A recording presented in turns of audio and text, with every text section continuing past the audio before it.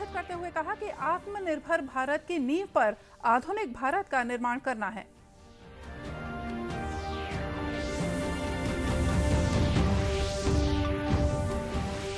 राज्यपाल ने नई शिक्षा नीति को निजी विश्वविद्यालयों में शीघ्र लागू करने का किया आग्रह।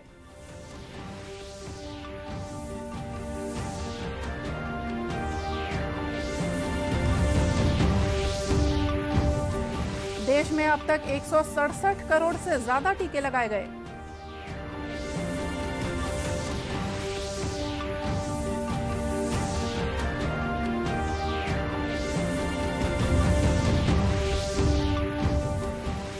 और राज्य शासन के कर्मचारियों के लिए 5 कार्य दिवस प्रति सप्ताह प्रणाली लागू।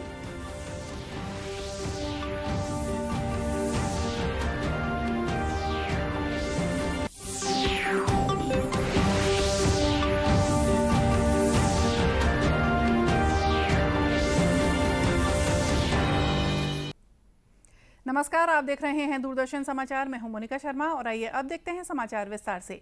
प्रधानमंत्री नरेंद्र मोदी ने आज कहा कि आत्मनिर्भर भारत की नींव पर आधुनिक भारत का निर्माण करना है। भारत की अर्थव्यवस्था का निरंतर विस्तार हो रहा है और देश को तेज गति से आगे बढ़ाने की जरूरत है। श्री मोदी ने आत्मनिर्भर अर्थव्यवस्था कार्यक्रम को संबोधित करते हुए ये बात कही।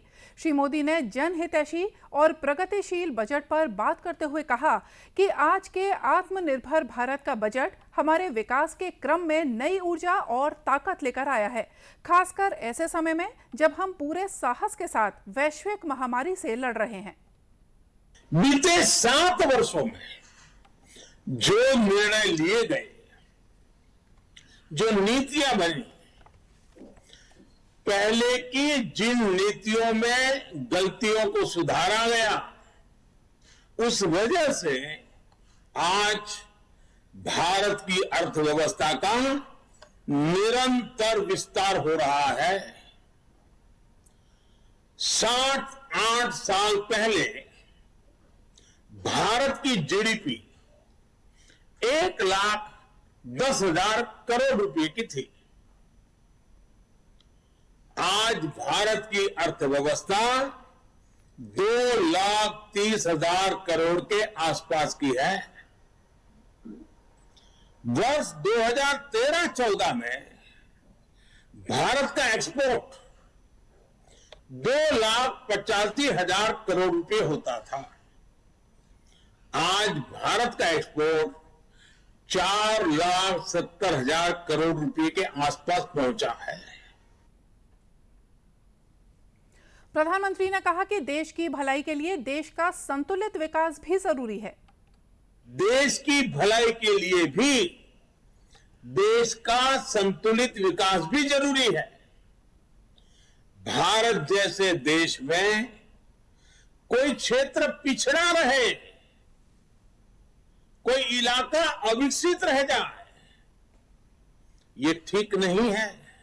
और इसलिए हमने आकांक्षी जिला एस्पिरेशनल डिस्ट्रिक्ट अभियान शुरू किया था।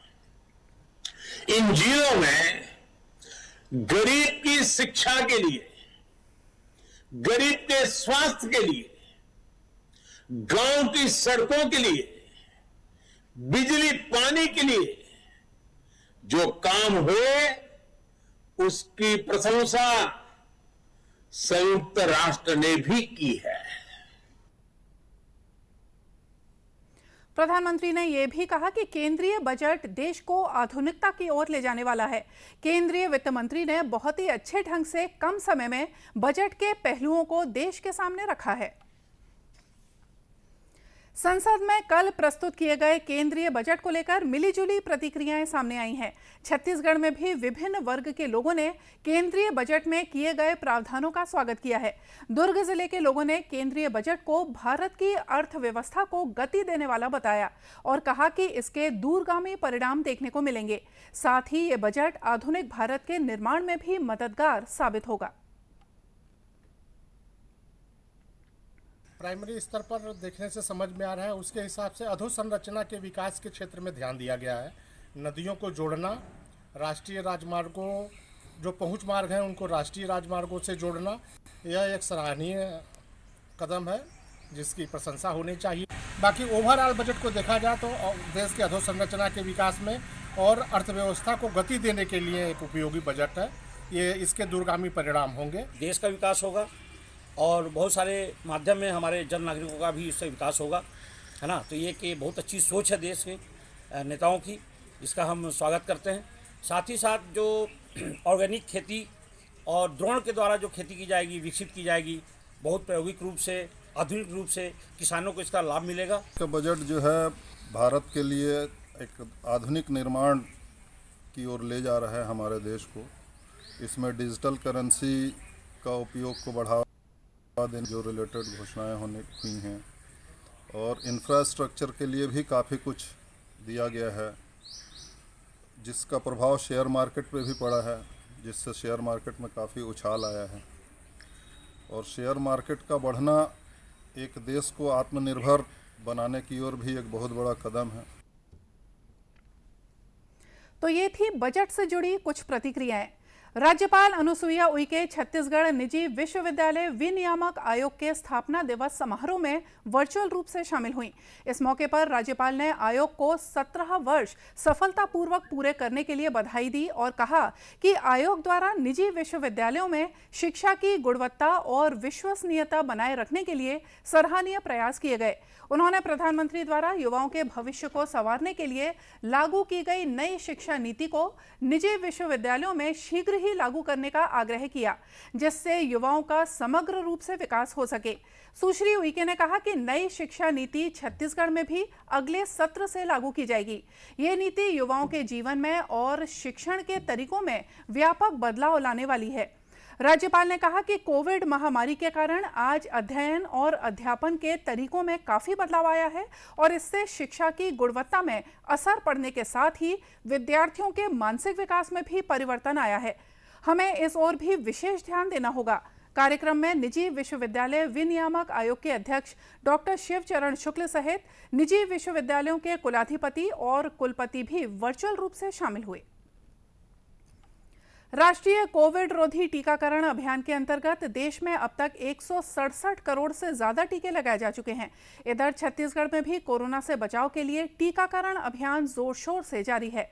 प्रदेश में अब तक 3,52,31,000 से ज्यादा टीके लगाए जा चुके हैं। इनमें 2,05,35,000 से ज्यादा लोगों को टीके की पहली खुराक और 1,44,42,000 से ज्यादा लोगों को दोनों खुराकें दी गई हैं, जबकि 2,52,000 से ज्यादा लोगों को बूस्टर डोज भी दी जा चुकी है। इस बीच प्रदेश की पॉजिटिविटी दर 6.82% पहुंच गई है। प्रदेश में कल 3,241 व्यक्ति कोरोना संक्रमित पाए गए। वर्तमान में 21,000 से ज्यादा मरीजों का इलाज विभिन्न अस्पतालों या होम आइसोलेशन में चल रहा है। वहीं देश में कोविड से स्वस्थ होने की दर 94.91% है। देश में फिलहाल 16,21,000 से ज्यादा मरीजों का इलाज चल रहा है। केंद्र सरकार की महत्वाकांक्षी जल जीवन मिशन के तहत वर्ष 2024 तक ग्रामीण इलाकों के प्रत्येक घर में नल कनेक्शन के जरिए पेयजल आपूर्ति सुनिश्चित करने की दिशा में कार्य किए जा रहे हैं। इस मिशन के अंतर्गत छत्तीसगढ़ में भी पेयजल आपूर्ति की योजनाओं को मंजूरी दी गई है। राज्य के ग्रामीण क्षेत्रों में लोगों को शुद्ध पेयजल उपलब्ध कराने के उद्देश्य से राज्य शासन के लोक स्वास्थ्य यांत्रिकी विभाग द्वारा हर घर नल हर घर जल योजना संचालित की जा रही है। इसी कड़ी में रायपुर जिले के धरसीवा विकासखंड के ग्राम तरेसर में 3 हैंड पंपों और टंकी पर आधारित हर घर नल हर घर जल योजना का सफलतापूर्वक क्रियान्वयन किया जा रहा है। इस गांव के सभी घरों में घरेलू नल कनेक्शन दिए गए हैं। ग्रामीणों का कहना है कि पहले पानी के लिए काफी दूर जाना पड़ता था, लेकिन अब नल कनेक्शन के माध्यम से उन्हें साफ पानी मिल रहा है। नमत रही और बेदघर में हुई से तही ना थन खोर थन पानी भर थन घर में हर काम कर थन। पहले मोला पानी पर बहुत परेशानी हुआ, बहुत दूर जायल पड़े चिखला पानी में। अब गांव में सुविधा हो गए, नल लगे से स्वच्छ पानी मिला थे पिए बर, नहाए बर, कपड़ा धोए बर, सब चीज के सुविधा है हुए। ग्राम पंचायत तरेसर के सरपंच नरेंद्र कुमार वर्मा ने बताया कि हर घर नल हर घर जल योजना के तहत गांव के सभी घरों में नल कनेक्शन दिए जा चुके हैं, जिससे ग्रामीणों को काफी सुविधा हो रही है। हमारे यहाँ जल जीवन मिशन के अंतर्गत हर घर नल हर घर जल के योजना के अंतर्गत 300 घर है, 300 हितग्राही, उसके यहाँ पूरा कनेक्शन हो चुका है और कहीं भी बाहर पानी जाने की जरूरत नहीं है, घर में पूरा उपलब्ध है। छत्तीसगढ़ में रायपुर जिला में 2 गांव हुआ था, ग्राम पंचायत तरेसर और एक मूरा ग्राम पंचायत, जिसमें सफलपूर्वक 100% 100% नल लग चुका है घर में। आपको बता दें कि जल जीवन मिशन योजना की कुल लागत की 10% राशि तरेसर गांव के हितग्राही चुकाने को राजी हैं। इस संबंध में ग्राम पंचायत की सहमति भी मिल गई है। प्रदेश में शासकीय कर्मचारियों की कार्यक्षमता और उत्पादकता बढ़ाने के लिए 5 कार्य दिवस प्रति सप्ताह प्रणाली लागू हो गई है। राज्य शासन के सामान्य प्रशासन विभाग ने इस संबंध में अधिसूचना जारी कर दी है। जारी अधिसूचना में कहा गया है कि राज्य शासन द्वारा शासकीय कर्मचारियों की कार्यक्षमता और उत्पादकता बढ़ाने के उद्देश्य से माह के दूसरे और तीसरे शनिवार की भांति अब सभी शनिवार को अवकाश घोषित किया गया है। अधिसूचना में यह भी कहा गया है कि मंत्रालय, विभागाध्यक्ष कार्यालयों और सभी मैदानी कार्यालयों के लिए कार्यावधि सुबह 10 बजे से शाम 5:30 बजे तक निर्धारित की गई है। कार्यालयीन अवधि में भोजन अवकाश पहले की तरह ही रहेगा। यह आदेश अधिसूचना जारी होने की तारीख से प्रभावशील होगा। और अब कुछ खबरें जिलों से। प्रदेश में समर्थन मूल्य पर धान खरीदी 7 फरवरी तक की जाएगी। इसके तहत बेमेतरा जिले में भी 123 उपार्जन केंद्रों के माध्यम से धान खरीदी का कार्य किया जा रहा है। जिले में अब तक 6,08,000 मैट्रिक टन से ज्यादा धान की खरीदी की जा चुकी है। वहीं धान उठाव का कार्य भी लगातार जारी है। जिला खाद्य अधिकारी ने बताया कि समय रहते लक्ष्य के अनुरूप धान की खरीदी पूरी कर ली जाएगी। राज्य सरकार राजीव गांधी भूमिहीन कृषि मजदूर न्याय योजना की शुरुआत करने जा रही है। राजधानी रायपुर के साइंस कॉलेज मैदान में कल आयोजित समारोह में सांसद राहुल गांधी मुख्य अतिथि होंगे। कार्यक्रम के दौरान विभिन्न स्टॉलों के जरिए छत्तीसगढ़ के विकास की झलक देखने को मिलेगी। कार्यक्रम स्थल पर 7 डोम होंगे। इन डोमों में अलग अलग जिलों द्वारा छत्तीसगढ़ में विकास गाथा को दर्शाती प्रदर्शनी लगाई जाएगी। बस्तर संभाग के विभिन्न जिलों की उपलब्धियों को दर्शाने के लिए भी एक डोम बनाया जा रहा है। जांजगीर जिले की महिलाओं को उत्पीड़न संबंधित शिकायतों के आवेदन जमा करने के लिए अब रायपुर नहीं आना पड़ेगा। उनके प्रकरणों की सुनवाई के लिए आवेदन जिले में ही जमा किए जा सकेंगे। छत्तीसगढ़ महिला आयोग की सदस्य शशि कांता राठौर ने जिला बाल संरक्षण समिति कार्यालय जांजगीर में महिलाओं के उत्पीड़न से संबंधित प्रकरणों की सुनवाई के लिए आयोग के कार्यालय का विधिवत उद्घाटन किया। राज्य महिला आयोग की अध्यक्ष डॉक्टर किरणमयी नायक ने बताया कि महिलाओं की सुविधा की दृष्टि से ये एक उल्लेखनीय कदम है। दूरदर्शन केंद्र रायपुर से प्रसारित होने वाले प्रादेशिक समाचार को आप YouTube पर भी देख सकते हैं। हमारे YouTube channel Chhattisgarh DT news पर प्रादेशिक समाचार उपलब्ध रहेंगे। YouTube चैनल का लिंक और QR कोड आप स्क्रीन पर देख सकते हैं।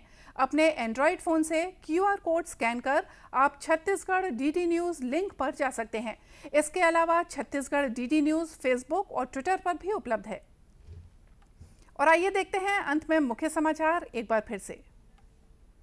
प्रधानमंत्री ने आज आत्मनिर्भर अर्थव्यवस्था कार्यक्रम को संबोधित करते हुए कहा कि आत्मनिर्भर भारत की नींव पर आधुनिक भारत का निर्माण करना है।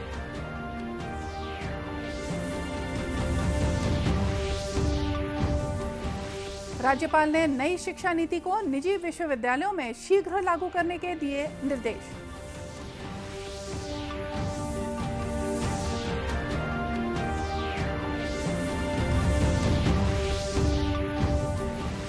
देश में अब तक 167 करोड़ से ज्यादा टीके लगाए गए।